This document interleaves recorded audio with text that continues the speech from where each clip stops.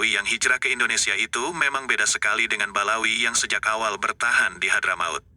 Pertama, kebanyakan yang hijrah ke Indonesia ini memang bertujuan mencari harta dunia, sehingga kepergian mereka pun tidak diridhoi oleh ulama Habaib Hadramaut.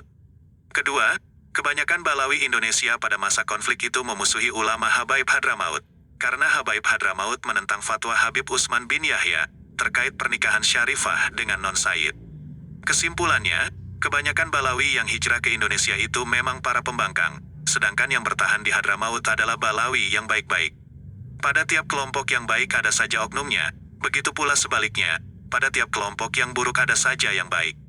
Ketika citra imigran Yaman saat itu buruk sekali di mata pribumi, bahkan di mata dunia, tentu ada juga yang baik, walaupun namanya tidak dikenal.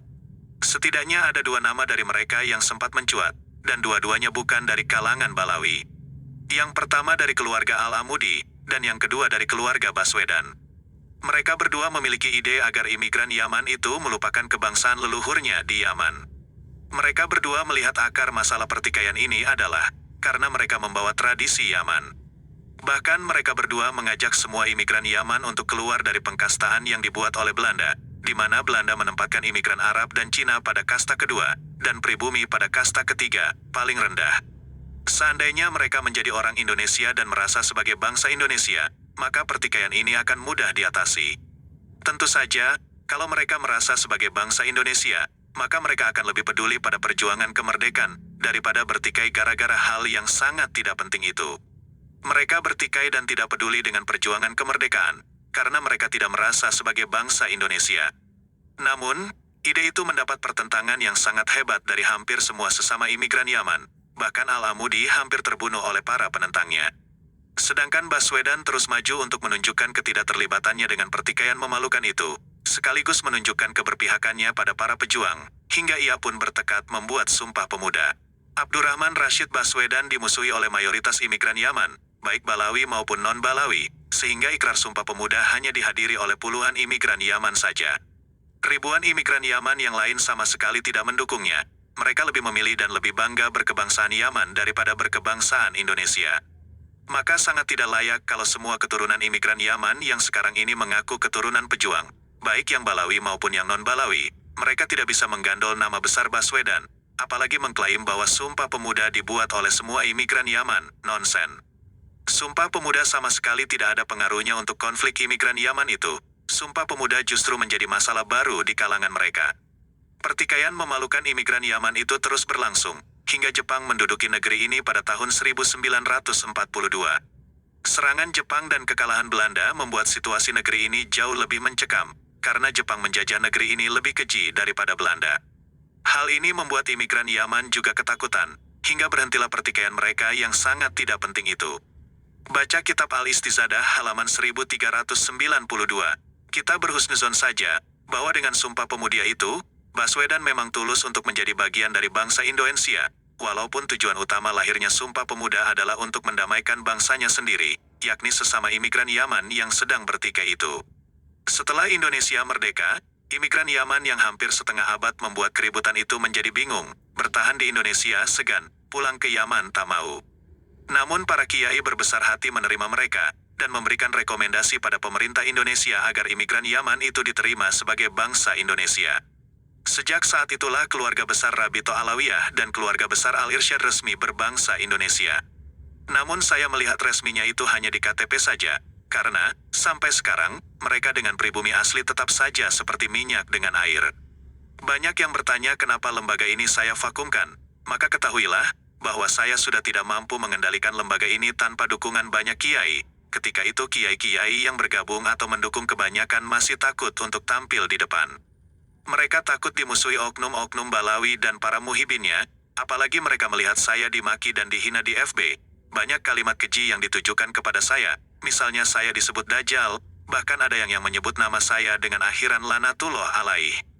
Tentu saja banyak kiai merasa ngeri untuk tampil di depan bersama saya, sehingga saya pun dituduh tidak punya pendukung. Saya dianggap mengaku-ngaku keturunan Wali Songo, sementara kiai-kiai yang lain tidak ada yang mengaku keturunan Wali Songo. Dari itu, ketika banyak keturunan Wali Songo bermunculan pasca statement Habib Bahar, banyak kiai menelpon saya dengan berkata, sekarang klaim antum menjadi kenyataan, bahwa keturunan Wali Songo itu banyak. Bukan hanya itu, bahkan ada yang berkata bahwa sekarang ini terbalik. Dulu saya menjadi bulan-bulanan Balawi, sekarang Balawi yang menjadi bulan-bulanan keluarga Wali Songo. Kini saya hanya bagian sejarah masa lalu di keluarga Wali Songo. Saya tulis sejarah ini agar dijadikan pelajaran untuk kedepannya. Inilah yang saya lakukan, inilah yang saya alami, ambil yang baik dan tinggalkan yang tidak baik. Saya akan kembali seperti dulu sebelum mendirikan Majelis Suriat Wali Songo, mau kembali mesra dengan habaib yang soleh. Walaupun sebagian mereka rupanya masih sakit hati karena pernah saya marahi. Maafkan saya wahai para habib Indonesia yang soleh, saya menyayangi kalian sejak dulu hingga sekarang. Saya hanya pernah marah pada lembaga kalian, Rabito Alawiyah, dan oknum keluarga kalian. Bahkan kalau ada yang membuat gara-gara lagi, mungkin saya juga akan marah lagi. Tapi hanya marah saja, saya tidak pernah menghina kalian. Tidak seperti keluarga kalian dan muhibin kalian, yang begitu bencinya pada saya sehingga melaknat saya dan menyebut saya Dajjal. Umat Islam se-Indonesia menjadi saksi, bahwa saya telah meminta maaf pada kalian, saya juga tetap menyayangi kalian selamanya. Seandainya saya tidak menyayangi kalian, saya bisa saja berdiri di barisan orang yang mendustakan nasab kalian. Saya tetap menyayangi kalian, bahkan selalu mengajak orang untuk menyayangi kalian.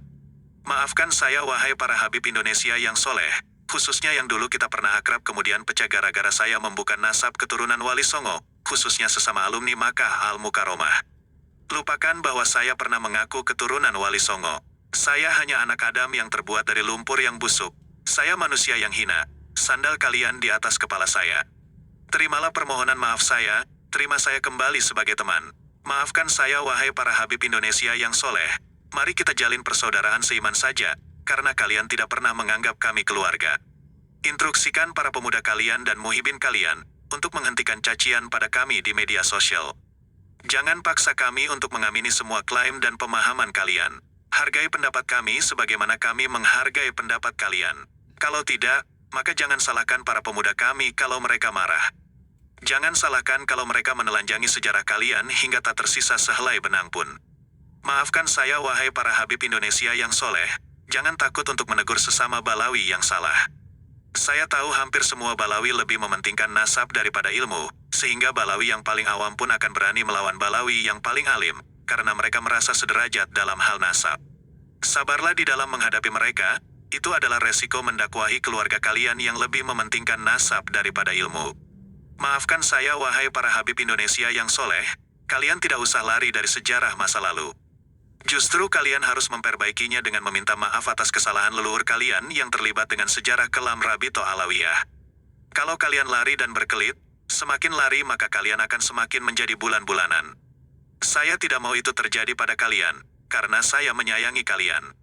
Dan kepada umat Islam bahkan rakyat Indonesia, setelah Anda semua tahu apa yang terjadi antara Balawi Indonesia dan keluarga Wali Songo, sejak peristiwa kudeta Kesultanan Banten di abad ke-18, peristiwa Cilegon di abad ke-19, peristiwa dengan saya pada tahun 2005, dan yang terbaru di tahun 2023 ini, silakan Anda semua memberikan solusi untuk mendamaikan perseteruan Balawi dengan sebagian keluarga Wali Songo yang saling mendustakan nasab ini. Tugas saya hanya menjelaskan sejarah, kronologi dan masalah-masalah terkait. Tugas saya sudah selesai, saya mau kembali pada kegiatan saya mengajar anak-anak. Wallahu alam bis shawab.